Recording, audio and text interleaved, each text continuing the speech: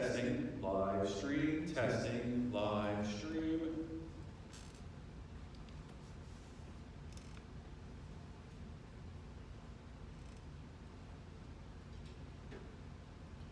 Make sure that it's on outside.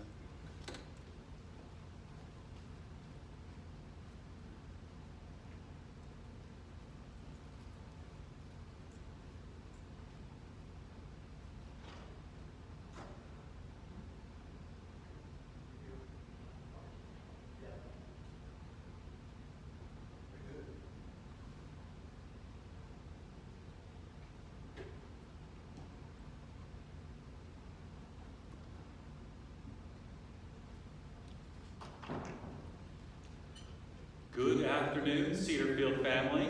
This is Michael Shaw. I hope you are well on this fine afternoon. I hope you had a restful weekend and hope you connected often with friends and loved ones here locally or around the world via some of your media outlets that you have available to you.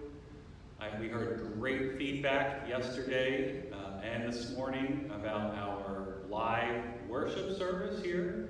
So thank you to the residents who provided that feedback. That will only enable us to make that worship service even better in the weeks ahead. We decided to move these live stream chats to 3 o'clock because the governor of Virginia is now posting his press briefings at 2 o'clock, and it seems like he's going to be doing that daily. So we decided to move this live stream to 3 o'clock. So Monday through Friday. If I have to come in over the weekend and provide some streaming, we'll save that for a later date. But for now, Monday through Friday, we're going to be live streaming at 3 o'clock. So if maybe you all could mark on your calendar, or however you're organizing your new norm, your new daily routine, please put on your calendar for 3 o'clock the live streaming. Just want everybody to know that effective today, we are advancing our precautionary measures for the safety and health of everyone. So we're going to get into a little bit of that today. But before we do, I hope I don't sound like a broken record, but I do need to talk about 3 terms that we went over last week. Those of you that have been following the news Saturday and Sunday also heard these 3 terms used quite often. And I want to just go over them maybe not one more time, but I want to go over them right now so that we're all on the same page. Because this week is going to be really critical that we vigilantly adhere to these 2 terms in order to keep everyone at Cedarfield safe.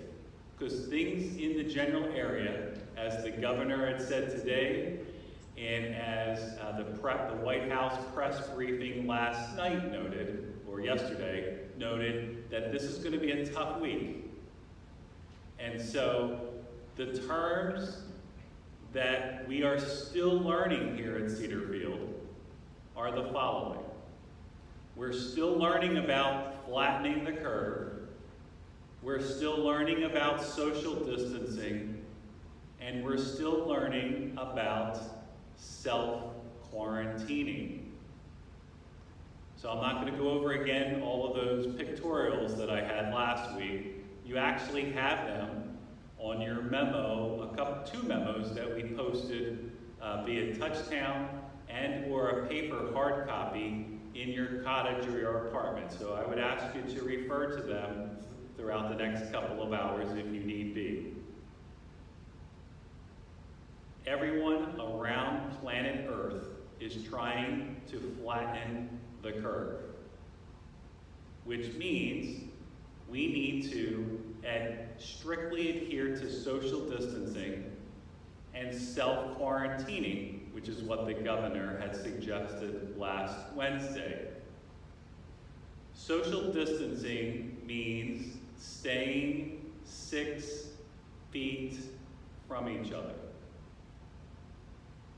I am even practicing social distancing in my own home. Someone down the hall today said, well, Michael, how are you doing that? Just one little small personal tidbit about my home where I need to be here. And my wife needs to be taking care of my kids. We are practicing social distancing to the degree where we are staying separate while we're sleeping. I'm sleeping in one room, Julie is sleeping in another. When I am interacting with my children at home, they know the term social distancing. We're giving air hugs, we're blowing kisses, we're doing everything that we can to practice social distancing in the Shaw household. And I don't want to sound like a broken record, but Cedarfield residents, not everybody, majority of people are doing a great job. But there's some residents out there that are still gathering in remote locations and hugging each other and or going to someone else's apartment. That does not comport with the definition of social distancing and self-quarantining. So social distancing is 6 feet apart from one another when you're in the common spaces of Cedarfield or you happen to be walking around the campus. Self-quarantining means staying at home as much as you can. We're not in a phase called mandatory quarantining. We're not at that point yet. We're at self-quarantining, meaning staying in one location as best you can throughout the day. Whether it's your apartment, whether it's your cottage, staying away from the general population as much as you can. That is self-quarantining.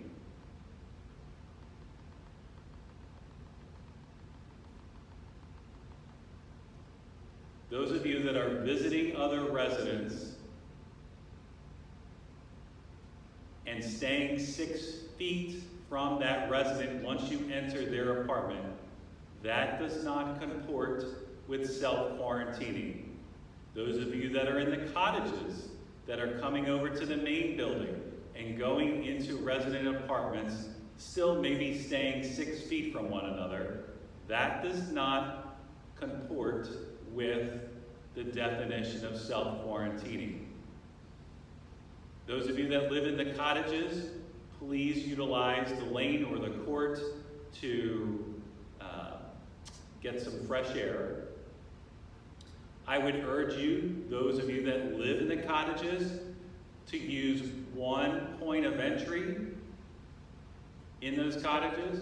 That way you know what entrance that you constantly have to clean, the doorknobs and the handles of your door, rather than going out your back door or the garage door or the front door. I would use one point of entry so you don't forget what point of entry that is, so you're constantly cleaning that specific area. I would really urge you to do that. And in the independent living building, I'm really urging residents to stop gathering at the Parkview entrance or A wing, B wing, C wing, and gathering, even though you're outside, if you're less than 6 feet with one another, you're still not practicing social distancing. If we're hugging one another outside, that still does not comport with social distancing. The more that we practice vigilantly these two principles, the better off our community is going to be. and it's important that we do it. It's keeping you safe, it's keeping everyone around you safe. We all have a role in being part of the solution. If we don't comply with social distancing and self-quarantining, we're putting others at risk. If anybody needs an individual training on these two terms, please call my office today at 474-8850, and we will provide the necessary training on an individual basis to help residents with these two specific terms. So, I'd like to get into a little bit more discussion about some of the services around Cedarfield that we are actively engaged in right now. One is dining services. It's 3 o'clock, actually 10 after 3, so our meal delivery program has started. David and Jim, Steve, Teresa, Tyrone, the entire team has worked all weekend long ironing out the process steps necessary to make the food. They teamed up with our maintenance team and Amanda to enable the delivery part of the program. They worked very hard over the last few days to think of every step. But this is our first day, so if you have suggestions in terms of the flow of how it goes throughout these next 3 hours, please let David or Jim know, and we will take your advice and infuse that advice within the process to make it even better tomorrow. I had a couple of questions on my voicemail this morning that said, Michael, why are we changing to a delivery program if it's just going to be for a couple of days? Why can't we just continue with the takeout? It's working just fine. Those of you that still have that question, maybe in your head, we will be delivering meals for the foreseeable future. As the governor just announced an hour ago, the Henrico school system is now closed for the rest of the school year. As an example of the layering of our preparedness plans that are now happening in the Commonwealth of Virginia. Therefore, we have no plans to loosen some of the things that we have in place. If anything, things are going to get a little tighter, which I'm going to talk about in a couple of minutes. So, the delivery of meals is not just for today, it's not just for tomorrow or this week, it's for the next several weeks until our society flattens this curve. We don't know when that's going to be. So we've started meal delivery. Tune in to channel 973 for more directions about meal delivery program. Things are working out very well. We've been doing meal delivery program on the licensed side of the campus, and things have been working out fairly well. We learned some lessons this weekend. Those of you that are concerned about residents eating, getting a nutritional meal, good hydration, things went fairly well over the weekend. Excuse me. So, one more thing about dining services. One of the frequently most asked questions about dining at this point is, are the team members of dining wearing PPE, protective personal equipment? And the answer is yes. When they're preparing the food, they have on their hairnets, they have on some masks, and they have gloves on in the kitchen. and we will be providing the concierge runners, the drivers today that are delivering the meals, with protective PPE as well when they get to your door. I am respectfully asking, while it's good to maybe see another human being once they deliver the meal, they are not there to socialize. The drivers that we are employing to deliver meals, they have a job to do very quickly. We have a 3-hour window to deliver over 400 meals. So they're going to be knocking on the door and putting the bag by your front door, and then they're leaving. Please don't put any pressure on the driver to actually come inside of your cottage or apartment to chat. If you need another layer of emotional support or spiritual support, please call Florence and her team. Call Jen Zimfris, the social worker team. We have other teams that can help you in a variety of ways. But that driver that's coming to your front door is there to drop off a nutritious meal, and that's it. So I would really appreciate your cooperation. The third thing that we started now for the second day is the off-campus supply drop-off program. So today was the second day. It actually stopped at 3 o'clock. Maybe we can get a report on how that went today from James. But today was our second day for shuttling supplies in from the outside of the campus. And I'll get a word on how that program worked today. Friday it worked very well. The residents that are living in the licensed side of the campus, we provided them almost 20 different deliveries from loved ones outside of the campus. And both the loved one and the resident who lives here were very happy with that service. So, third or fourth, can somebody bring me the Lenten book outside? There's a Lenten book on the fourth thing I just want to talk about is spiritual life. Florence, Trish, Ann, and Margaret had facilitated worship service yesterday. And again, it worked very well. We're going to be continuing to do that in the foreseeable future. I just want to call your attention to this most unbelievable book right now.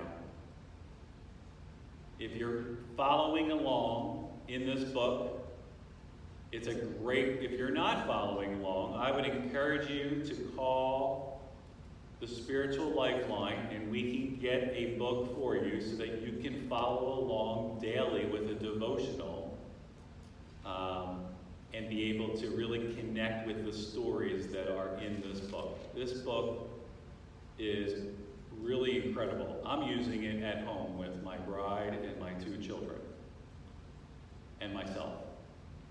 It's a really awesome book.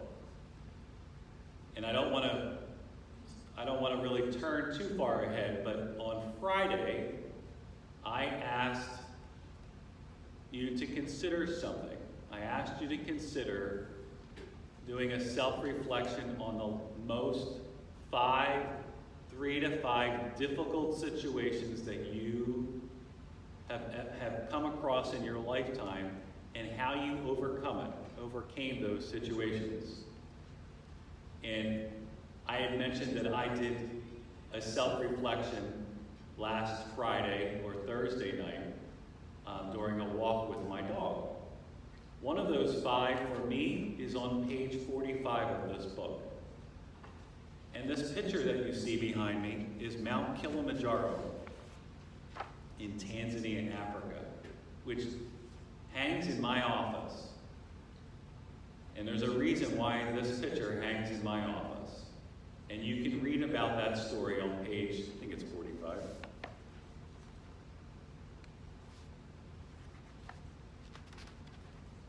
It is. You can read my story on page 45. So when I was offering last week some suggestions about how to really wrap your arms around this whole situation and energy that you have and situations that you've come across throughout your lifetime to help you through what we're currently going through, I wanted to give you a real life example of one of those situations in my life. So, the Lenten book. If you don't have one, call the Spiritual Services office and they can get you one. Additionally, just want to mention one more time about the Cedarfield prayer line, which is 474-8772. If you have any prayer requests, confidential prayer requests, please call that line and the team will get back to you accordingly.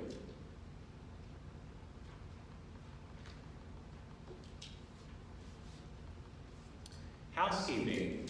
So housekeeping worked all weekend long, Saturday and Sunday, sanitizing the common spaces and the apartments. Sanitizing the common spaces and the elevators. So we will be continuing that program every day. Housekeepers walking up and down the hallways, cleaning the handrails, cleaning the elevators, the push buttons, and all the doorknobs in and around those common spaces. The biggest frequently asked question of housekeeping was, can you provide me some trash bags? We're running out of trash bags. And the answer is, yes, we can. Sharon Brown will be dropping off trash bags to everybody. Not quite sure what the process is yet, but she will be dropping off extra trash bags to everybody so that you have them in for your apartment and for your cottage. One question just came in. When will housekeeping in the apartments and cottages resume? And the answer is, I don't know. Not because I don't have a schedule or Cedarfield's not prepared to flip the service back to individual service, but right now the CDC and the Department of Health do not want, and really not even just on those two agencies, we don't want housekeepers cleaning apartments or cottages right now. We want to deploy them in a different way. So we do not have a date of when we will go back to normal services of housekeeping at Cedarfield. Rehab services.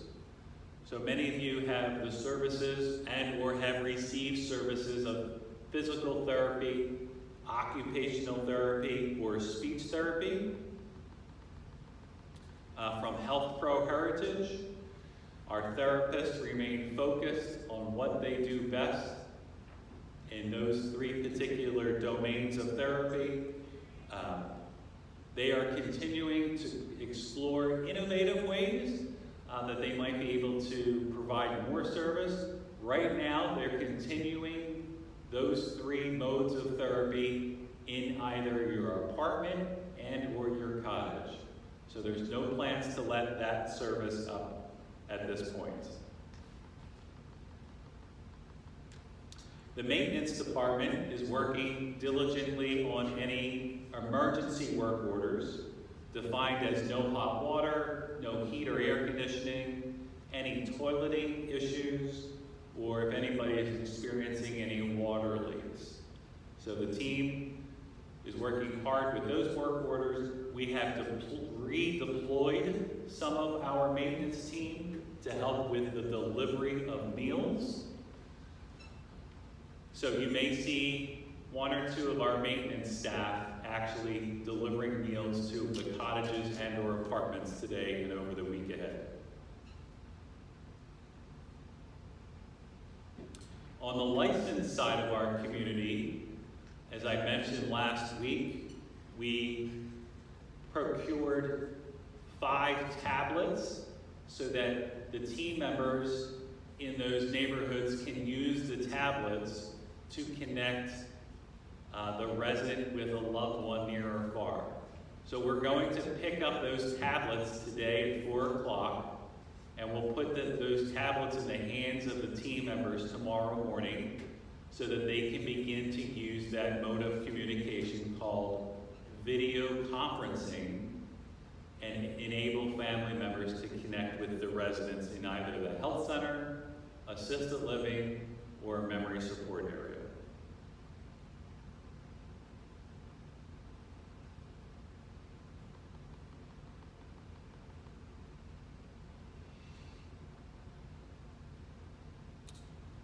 Some other questions, these 2 other questions. A couple of questions from the residents that just came in. Can you stock the store with more food items? And the answer is yes. We're looking at ways of things that we should be stocking the store and coming up with a program that is safe for residents to go into that space. So we'll have more information tomorrow about stocking our very store. 30 bags delivered today, drop-off program. Oh, good. So a little update about our off-campus supply shuttling program today. For those in the apartments, we were able to collect 30 bags, or 30 people outside of Cedarfield dropped off a bag for folks in independent living. So that's great. That's great news. Thank you.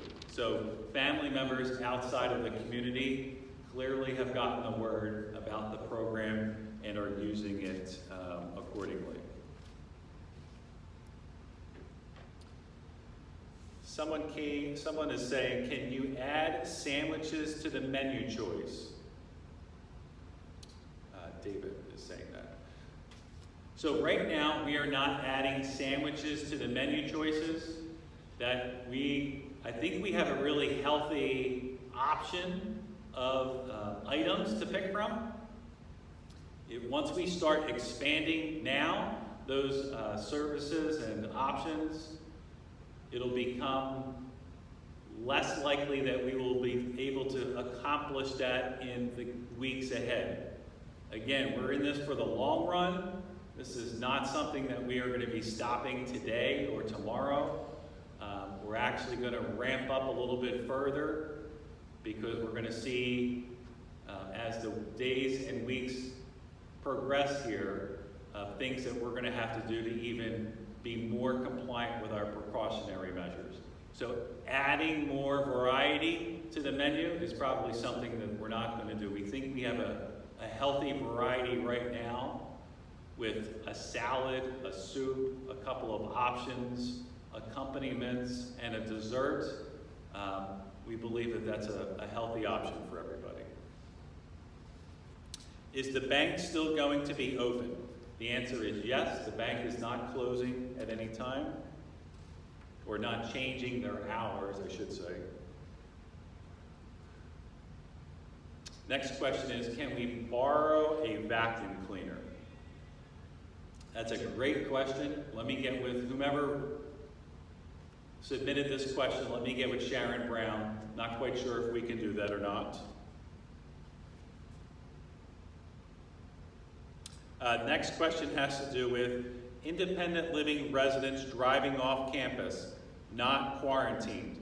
And the answer is, whoever submitted this comment or question, you're right. They're not considered quarantined. We are not in a mandatory quarantining lockdown mode yet. We're in a phase called self-quarantining. So self-quarantining means that we are strongly recommending that people stay put where they can in their home, whether it's their cottage or apartment, but we are not mandating that residents cannot leave Cedarfield right now. So thank you for that. Thank you for that question. So new norms for this week. I love when Florence yesterday was talking about changing our behavior, changing our routine, and coming up with a new daily routine right now.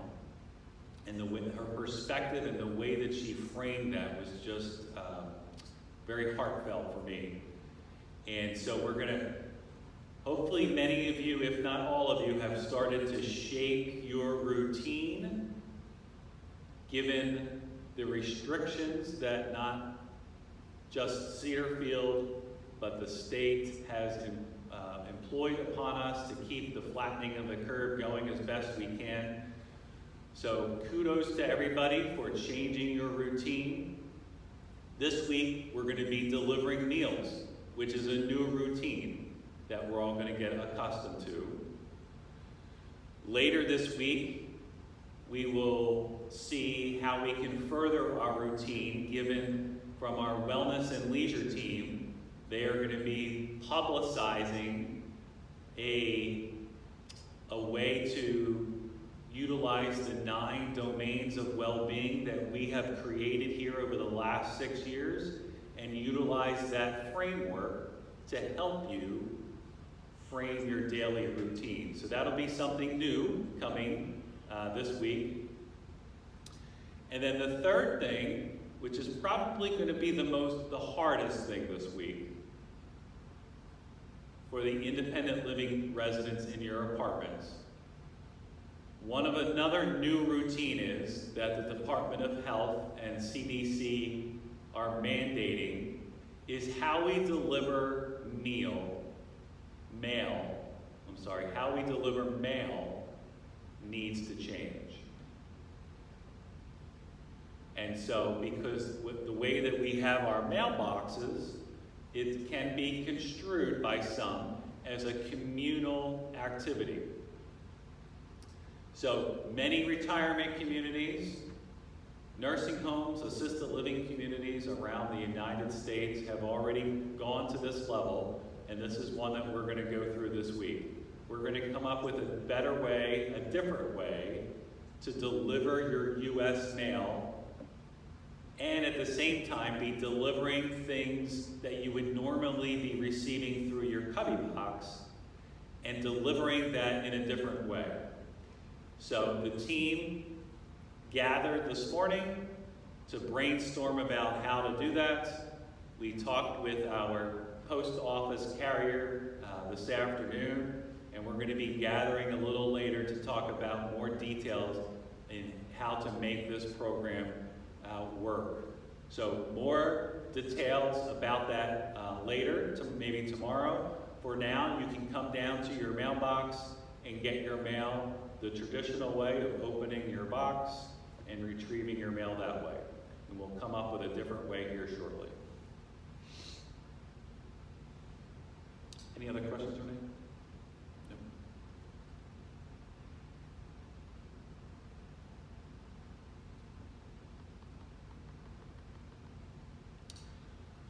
One thing I just want to mention, I'm doing a little something different as another not mandate, but a strongly suggested option for administrators from the Department of Health.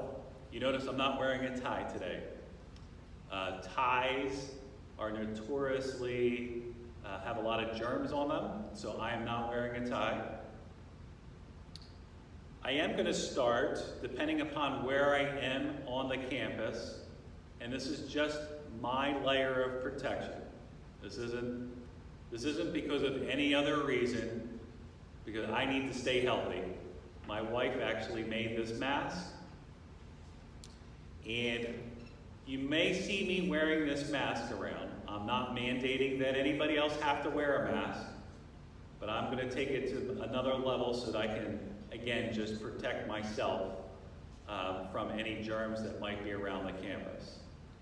So we're at Lisa, our volunteer coordinator, along with a couple other people. If you have a sewing machine here at Cedarfield, we're going to be all learning how to make masks, because there is a shortage of them around the United States. Hopefully what the President of the United States President Trump had to say about different companies like GM and other companies, instead of manufacturing their traditional product, are making N95 masks.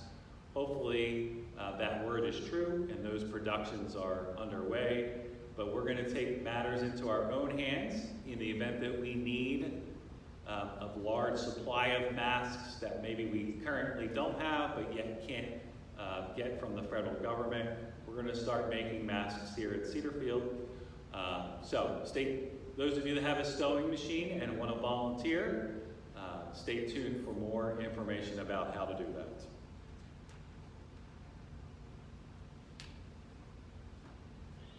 Again, I just want to emphasize that there are no known COVID-19 cases here at Cedarfield. Our goal right now is to flatten the curve, socially distance ourselves from each other so that we are self-quarantining. We need to protect the healthcare system. The hospitals are going to become potentially overwhelmed this week. This is a really critical week. Now that all the kits are infused in the local markets, we will see an increase in the cases around the Richmond area, and we need to keep our health system as fluid as we possibly can. So, in order to protect the most vulnerable among us, we need to really rally around those three terms in order to help ourselves first, our community at Cedarfield second, our team members third, and then fourth, the general community. I encourage you, if you have not, heed my advice from Friday. I would encourage you to self-reflect and really take a look at 3 to 5 moments of time throughout your lifetime that you overcame an enormous obstacle. How did you do it? What lessons did you learn from it? What lessons have we learned from others, our neighbors, our loved ones? And harness those lessons to be able to really conform with keeping yourself safe and maybe everyone else around you. Please be super vigilant this week. This is a really critical week. Please be super vigilant with social distancing and self-quarantining. Those of you that remember Maslow's hierarchy of needs, the triangle, at the top of the triangle we talk about self-actualization, and at the bottom of that triangle we're talking about psychosocial needs of breathing and food and water, shelter and sleep. That's where we're at right now. Maybe a little bit into the orange and the yellow phases, but we're really concentrating, not just here at Cedarfield, but making sure that people have the basics.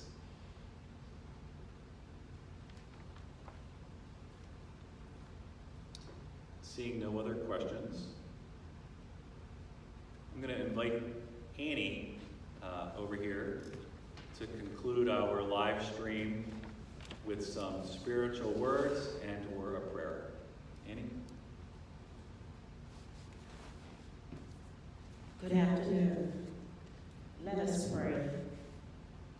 Gracious God, you are our rock and fortress. We can always find refuge in you. You remind us over and over in your word that you are always with us. You're the place where we find peace and refuge in a time such as this, when we are surrounded with the news and awareness of the coronavirus and the impact that it has on our daily lives. So we ask for your words of truth and power to strengthen us in our inner being as we look to you for hope, joy, and understanding. Renew our spirits, fill us with your joy this day and every day. Give our leaders wisdom that they might be able to do things beyond their understanding. Do not allow our tendency for fear to grow and frighten us. Give us the calmness in our homes, communities, cities, and around the world.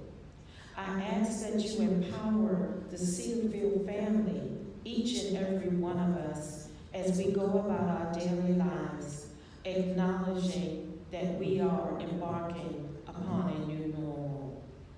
Thank you, Holy God, for the mighty gifts of your love and your word that reminds us, nevertheless, I will bring health and healing to it. I will heal my people and let them enjoy abundant peace and security. Strengthen us to hold captive the joy that you bless us with. Help us to walk freely in your love. And now I will close with the words of John D. Rayner. When evil darkens our world, give us light. When despair numbs our soul, give us hope. When we stumble and fall, lift us up. When doubt assails, give us faith. When nothing seems sure, give us trust. When ideals fail, give us vision. When we lose our way, be our guide, that we may find security in your presence and purpose in doing your will. This I do pray in Jesus' name.